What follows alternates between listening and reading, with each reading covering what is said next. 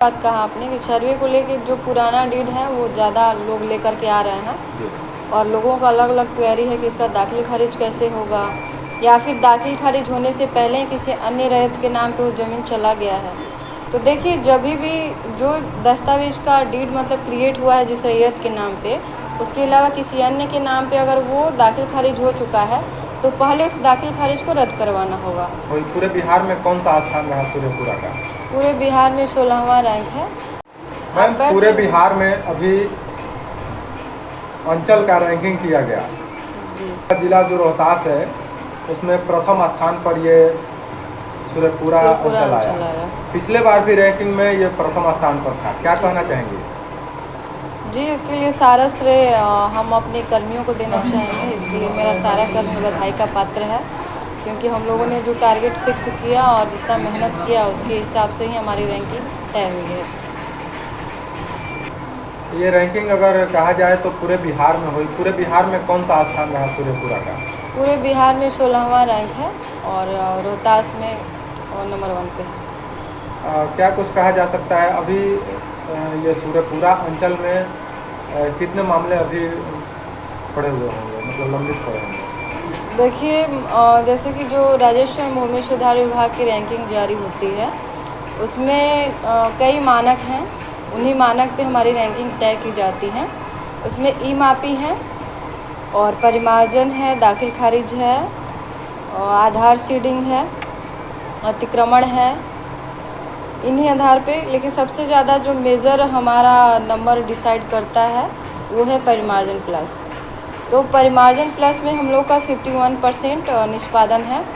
देखिए, परिमार्जन प्लस में वही आवेदन जो काउंट होते हैं जिसको हम लोगों ने फाइनली रूप से निष्पादित कर दिया है। जो रिवर्ट बैक हो रहे हैं वो आवेदन इसमें काउंट नहीं होते हैं। मैम, अभी अगर देखा जाए तो परिमार्जन एक काफ़ी बड़ा समस्या बन चुका है। लोग परिमार्जन के लिए आवेदन करते हैं और आवेदन रद्द हो जाता है। आवेदन देखिए, रद्द होने का कोई प्रक्रिया ही नहीं है। परिमार्जन प्लस में एक ऐसा सिस्टम आया है कि आप आवेदन को सिर्फ रिवर्ट बैक कर सकते हैं। रिवर्ट बैक में आवेदक को पुनः सुधार करके फिर से आवेदन करना होता है, और जब वो आवेदन करके भेजें तो हर हाल में उसको स्वीकृत करना होता है, अगर वो 100% सही है तो। एक और देखा जाए तो समस्या लोगों में बनी हुई है। जो भी रैयत किसान हैं, जो अपना कागजात, अभी सर्वे चल रहा है, सर्वे का काम अभी जोरों शोरों के साथ में है, तो ऐसे में लोगों के पास जो डीड होता है, दस्तावेज कहा जाए, तो दस्तावेज तो मौजूद होता है लेकिन उसमें तमाम तरह की कमियां पाई जाती हैं। अन्य लोगों के नाम पर ज़मीन चढ़ जाता है, या फिर ज़मीन में जो भूमि में यदि कहा जाए खाता प्लॉट है, उन तमाम तरह की गलतियां पाई जाती हैं। इसको सुधार कैसे किया जाए? देखिए, जो डीड होता है, सही बात कहा आपने कि सर्वे को लेके जो पुराना डीड है वो ज़्यादा लोग लेकर के आ रहे हैं और लोगों का अलग अलग क्वेरी है कि इसका दाखिल खारिज कैसे होगा, या फिर दाखिल खारिज होने से पहले किसी अन्य रैयत के नाम पे वो ज़मीन चला गया है। तो देखिए, जब भी जो दस्तावेज का डीड मतलब क्रिएट हुआ है जिस रैयत के नाम पे, उसके अलावा किसी अन्य के नाम पे अगर वो दाखिल खारिज हो चुका है तो पहले उस दाखिल खारिज को रद्द करवाना होगा।